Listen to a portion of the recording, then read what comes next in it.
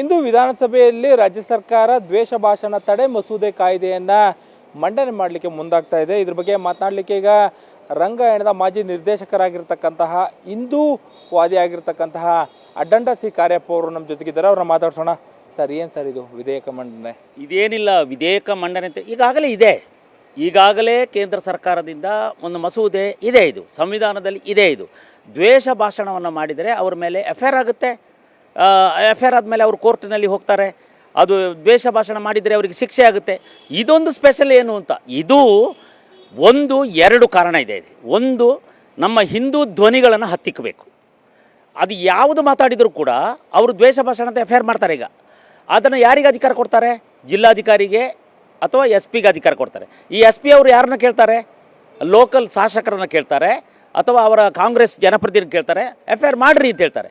ಇವತ್ತು ಮುಸಲ್ಮಾನರು ಅವರ ಮದರಸಗಳಲ್ಲಿ ಅವರ ಕೆಲವು ಮುಲ್ಲಾಗಳು ಅವರ ಗುರುಗಳು ಅಂತ ಹೇಳ್ತಾರೆ ಮುಸ್ಲಿಮರು, ಅವರು ಎಷ್ಟೊಂದು ಮಾಡ್ತಾ ಇದ್ದಾರೆ, ಎಷ್ಟೊಂದು ದ್ವೇಷದ. ಇವತ್ತು ಅಬ್ದುಲ್ ರಜಾಕ್ ಅಂತ ಹೇಳುವವರು ಟಿ ವಿ ಡಿಬೇಟಲ್ಲಿ ಹೇಳ್ತಾರೆ ಔರಂಗಜೇಬನನ್ನು ನಾವು ಜಯಂತಿ ಮಾಡ್ತೀವಿ ಅಂತ. ಅಂದರೆ 1000 ವರ್ಷಗಳ ಇತಿಹಾಸ ಇದೆಯಲ್ಲ. ಮುಸ್ಲಿಂ ದಾಳಿಕೋರರು 762 ವರ್ಷ ನಮ್ಮನ್ನು ಆಳಿದ್ರಲ್ಲ, ಮತ್ತು ಬ್ರಿಟಿಷರು ಆಳಿದರು. ಇವರೆಲ್ಲ ಜಯಂತಿ ಮಾಡ್ತೀವಿ ಅಂತ ಹೊರಟಿರುವಾಗ ಅದು ಮತಾಂಧತೆ. ಇದು ಅವರಿಗೆ ಕುಮ್ಮಕ್ಕು ಕೊಟ್ಟಿದೆ. ಈಗ ಮೊನ್ನೆ ಕೂಡ ಆ ಹನುಮನ ದೇವಸ್ಥಾನ ಇದೆಯಲ್ಲ, ಅದನ್ನು ಒಡೆದು ಜಾಮಿಯಾ ಮಸೀದಿ ಮಾಡಿದ್ರು. ಅದಕ್ಕೆ ಅದು ಹನುಮನ ಜಯಂತಿ ವರ್ಷ ಮಾಡ್ತಾರೆ. ಅಲ್ಲಿ ಅವರು ಪ್ರತಿಭಟನೆಯನ್ನು ಶಾಂತ ರೀತಿಯಿಂದ ವಿತ್ ಪರ್ಮಿಷನ್ ಮಾಡ್ತಾರೆ. ಅದಾದ ನಂತರ ಮುಸಲ್ಮಾನರು 3 ಜನ ವಿತೌಟ್ ಹೆಲ್ಮೆಟ್ ಬೈಕಲ್ಲಿ ಅಲ್ಲಿ ಮೆರವಣಿಗೆ ಮಾಡಿದ್ದಾರೆ, ಕಿರ್ಚುತ್ತಾ ಕೂಗ್ತಾ ಹೋಗಿದ್ದಾರೆ, ಹಿಂದೂಸ್ತಾನದ ವಿರುದ್ಧ ಧ್ವನಿ ಎತ್ತಿ. ನಾನು ಹೇಳೋದು, ಸರ್ಕಾರದ ವೈಫಲ್ಯ ಇದೆಯಲ್ಲ, ಬಾರಾಸಿ ಬಿದ್ದಿದೆ. ಈಗ ರೈತರ ಚಳವಳಿ ಮತ್ತು ST ಫಂಡನ್ನು ದುರುಪಯೋಗ ಪಡಿಸಿರೋದು, ಅವರ ಏನು 5 ಗ್ಯಾರಂಟಿಗಳಿದೆ ಅದು ಕ್ರಮಬದ್ಧವಾಗಿ ನಡೆಯದೇ ಇರೋದು, ಮತ್ತು ಗುಂಡಿಗಳನ್ನು ಮುಚ್ಚದೇ ಇರೋದು, ಎಷ್ಟೊಂದು ವೈಫಲ್ಯಗಳು ಕಳೆದ 2.5 ವರ್ಷದಲ್ಲಿ ಕಾಂಗ್ರೆಸ್ ದುರಾಡಳಿತವನ್ನೇ ಮಾಡಿದೆ. ಇದರ ಪ್ರಶ್ನೆಯನ್ನು ಎತ್ತಬಾರದು. ಮತ್ತು ಇನ್ನೊಂದು, ಉತ್ತರ ಕರ್ನಾಟಕದ ಬೆಳಗಾವಿಯಲ್ಲಿ ಅಧಿವೇಶನ ನಡೀತಿದೆ. ಕೇವಲ 7 ದಿನ, ಶನಿವಾರ ಭಾನುವಾರ ಎಲ್ಲ ಹೊರಟು ಬರ್ತದೆ. ಮೊದಲ ದಿನ ಶ್ರದ್ಧಾಂಜಲಿ ಅಂತ ಹೋಯಿತು.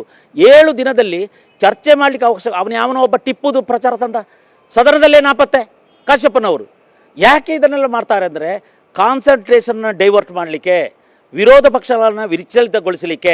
ನಮ್ಮ ವಿರೋಧ ಪಕ್ಷದವರು ಕೂಡ ಇದನ್ನು ಚೆನ್ನಾಗಿ ತಿಳ್ಕೊಳ್ಬೇಕು, ಗಟ್ಟಿಯಾಗಬೇಕು ಅವರು. ಅಂದರೆ ಈಗ ಈ ಮಸೂದೆಯನ್ನು ತರ್ತಾ ಇರ್ತಕ್ಕಂಥದ್ದೇ ಹಿಂದೂ ವಿರೋಧಿ ಅಂತ ಹೇಳಲಿಕ್ಕೆ ಬಯಸ್ತಾರೆ. 100% ಅವರು ಮುಸಲ್ಮಾನರ ಬಗ್ಗೆ ಕೇಸ್ ಮಾಡಲ್ಲ. ಇವತ್ತಿಗೂ ಕೂಡ ನಾನು ಮೈಸೂರಿನಲ್ಲಿದ್ದೀನಿ, ನಾನು ನೋಡ್ತಾ ಇದ್ದೀನಿ, ಹೆಲ್ಮೆಟ್ ಇಲ್ಲದೆ 3 ಜನ ಮುಸ್ಲಿಂ ಹುಡುಗರು ಹೋಗ್ತಾರೆ, ಅವರಿಗೆ ಮೇಲೆ ಕೇಸ್ ಆಗ್ತಾ ಇಲ್ಲ. ಹಿಂದೂ ಹುಡುಗರ ಮೇಲೆ ನೋಡಿ ಕೇಸ್ ಆಗ್ತಾ ಇದ್ದಾರೆ. ನಾನು ಹೇಳ್ತಾ ಇದ್ದೆ, ಇಡೀ ರಾಜ್ಯದಲ್ಲಿ ಮುಸ್ಲಿಂ ತುಷ್ಟೀಕರಣ ಮಾಡ್ತಾ ಈ ರಾಜ್ಯವನ್ನು ಇಸ್ಲಾಮಿಕ್ ರಾಜ್ಯವನ್ನಾಗಿ ಈಗಾಗಲೇ ಸಿದ್ದರಾಮಯ್ಯ ಮಾಡಕ್ಕೆ ಹೊರಟು ಬಿಟ್ಟಿದ್ದಾರೆ. ಮುಸ್ಲಿಂ ತುಷ್ಟೀಕರಣ ಯಾರಿಂದ ಹೇಳಿಸೋದು, ಈಗ ಯತೀಂದ್ರ ಏನೋ ಹೇಳಿಸೋದು, ಅದ್ರ ಬಗ್ಗೆ ಚರ್ಚೆ ಆಗೋದು, ಅಲ್ಲಿ ಕಾಶ್ಯಪ್ಪನವರು ಹೇಳೋದು, ಅದರದ್ದೇ ಚರ್ಚೆ ಆಗೋದು, ಅವರು ನಾಪತ್ತೆ ಆಗಿಬಿಡೋದು, ಅವರು ಇರೋದಿಲ್ಲ. ಇದು ಈ ಸರ್ಕಾರ, ಕಾಂಗ್ರೆಸ್ ಸರ್ಕಾರ ತನ್ನ ವೈಫಲ್ಯವನ್ನು ಮುಚ್ಚಿಕೊಳ್ಳುವುದಕ್ಕೆ ಜೊತೆಗೆ ಹಿಂದೂಗಳ ಧ್ವನಿಗಳನ್ನು, ಈಗ ನೋಡಿ ಚಕ್ರವರ್ತಿ ಸೂಲಿಬೆಲೆ ಮಾತಾಡ್ತಿದ್ದಾರೆ, ಅವರನ್ನು ದಮನ ಮಾಡಬೇಕು. ಪುನೀತ್ ಕೆರೆಹಳ್ಳಿಯವರನ್ನ ಸರ್ಕಾರದ ವಿರುದ್ಧ ಯಾವುದೇ ಮಾತನ್ನು ಆಡುವುದಿಲ್ಲ ಅಂತ ಅವ್ರ ಕೈಲಿ ಮುಚ್ಚಳಿಕೆ ಬರೆಸ್ಕೊಂಡಿದ್ದಾರೆ. ಪ್ರತಾಪ್ ಸಿಂಹ ಅವರ ಧ್ವನಿಯನ್ನು ನಡೆಸಬೇಕು, ಯತ್ನಾಳ್ ಅವರ ಧ್ವನಿಯನ್ನು ನಡೆಸಬೇಕು. ನಮ್ಮಂಥ ನಾಟಕಕಾರರು ಅಥವಾ ಸಾಹಿತಿಗಳು ಅನೇಕರಿದ್ದಾರೆ. ಒಂದು ಕಾಲದಲ್ಲಿತ್ತು ಎಡಪಂಥೀಯರದೇ ನಾಟಕ, ಹಿಂದೂ ಧರ್ಮವನ್ನು ಅವಹೇಳನ ಮಾಡುವುದೇ ಅವರ ಸಿದ್ಧಾಂತ. ಈಗ ನಡೆಯೋದಿಲ್ಲ ಅದು.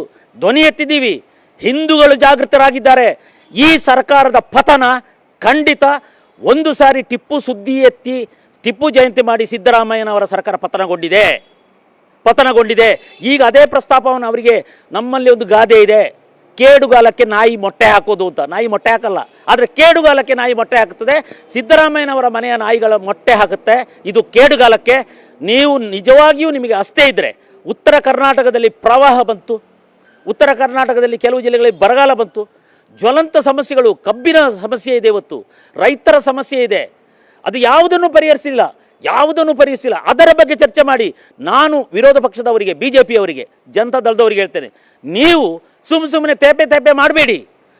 ಧರಣಿ ಕೂರಿ, ಸದನದೊಳಗೆ ಧರಣಿ ಕೂರಿ, ಉತ್ತರ ಕರ್ನಾಟಕದ ಸಮಸ್ಯೆಗೆ ಅವಕಾಶ ಕೊಡಿ. ಇದನ್ನೆಲ್ಲ ಬಿಡಿ, ಈ ಮಸೂದೆಗಳನ್ನೆಲ್ಲ ಕಿತ್ತು ಬಿಸಾಕಿ ಅಂತ ಅವರು ಧರಣಿ ಕೂರಬೇಕು. ಈ ಮಸೂದೆಯಿಂದ ತಮ್ಮ ದನಿಯೆಲ್ಲ ಅಡಗುತ್ತಾ ಅಥವಾ ಕಡಿಮೆ ಆಗತ್ತೆ ತಾವು ಪ್ರಶ್ನೆ ಮಾಡುವಂಥದ್ದೆಲ್ಲ? ಹೌದು. ಈಗ ಯಾವುದು, ಈಗ ನೋಡಿ ಉದಾಹರಣೆಗೆ ಡಾಕ್ಟರ್ ಬಾಬಾ ಸಾಹೇಬ್ ಅಂಬೇಡ್ಕರ್ 1947 ತಾಟ್ಸಾನ್ ಪಾಕಿಸ್ತಾನ ಬರೆದ್ರು. ಮುಸಲ್ಮಾನರ ಬಗ್ಗೆ ಮಾತಾಡಿದ್ದದು. ಮುಸಲ್ಮಾನರ ಮಾನಸಿಕತೆಯನ್ನು ಬದಲು ಮಾಡೋಕ್ಕಾಗೋದಿಲ್ಲ, ಮುಸಲ್ಮಾನರು ದೇಹದಲ್ಲಿ ಅಂಟಿಕೊಂಡ ದುರ್ಮಾಂಸದಂತೆ ಅಂತ ಹೇಳಿದೆ ಯಾರು? ಅಂಬೇಡ್ಕರ್. ಈ ಅಂಬೇಡ್ಕರ್ ವಿಚಾರವನ್ನು ನಾವು ನಾಟಕದಲ್ಲಿ ಮಾಡಿದರೆ ಕೋಮು ಭಾವನೆ ಅಂತ ಹೇಳ್ಬೋದು. ಅಥವಾ ನಾನು ಇಷ್ಟನ್ನೇ ಹೇಳಿದ್ದಕ್ಕೆ ಮುಸಲ್ಮಾನ ಅಂತ ವರ್ಡ್ ಬಂದರೆ ಕೇಸೆ. ಇನ್ನು ಅಲ್ಲಾ ಅಥವಾ ಮೊಹಮ್ಮದ್ ಪೈಗಂಬರ್ ಬಿಡಿ, ಅದು ತಲೆ ಕತ್ತರಿಸ್ಬಿಡ್ತಾರೆ. ನಮ್ಮ ರಾಮನನ್ನು, ನಮ್ಮ ಕೃಷ್ಣನನ್ನು, ಹಿಂದೂ ಧರ್ಮವನ್ನು ಏನು ಬೇಕಾದರೂ ಹೇಳ್ಬೋದು, ಅದು ಸೆಕ್ಯುಲರ್. ಇಸ್ಲಾಮನ್ನು, ಕುರಾನನ್ನು, ಮೊಹಮ್ಮದ್ ಪೈಗಂಬರನ್ನು ಹೇಳಿದರೆ ಅದು ಕೋಮುವಾದ. ಖಂಡಿತ ಇಲ್ಲ, ಹೆದರುವ ಪ್ರಶ್ನೆ ಇಲ್ಲ. ಮಸೂದೆ ಬರಲಿ, ಅದರಲ್ಲಿ ಸ್ಪಷ್ಟತೆ ಇಲ್ಲ. ಆ ಮಸೂದೆಯಲ್ಲಿ ಜಾತಿಗಳ ಬಗ್ಗೆ, ಭಾಷೆಗಳ ಬಗ್ಗೆ, ಧರ್ಮಗಳ ಬಗ್ಗೆ ಅಂತೆಲ್ಲ ಹೀಗೆ ಬರೆದು ಬಿಟ್ಟಿದ್ದಾರೆ.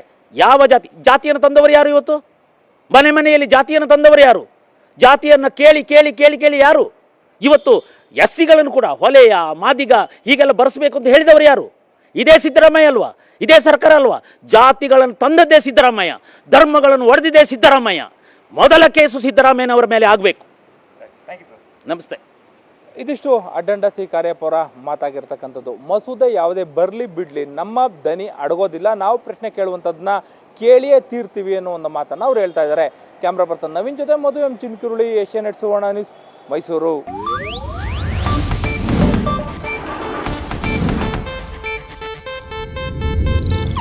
ಇದು ಏಷ್ಯಾನೆಟ್ ನ್ಯೂಸ್ ನೆಟ್ವರ್ಕ್ ಪ್ರಸ್ತುತಿ.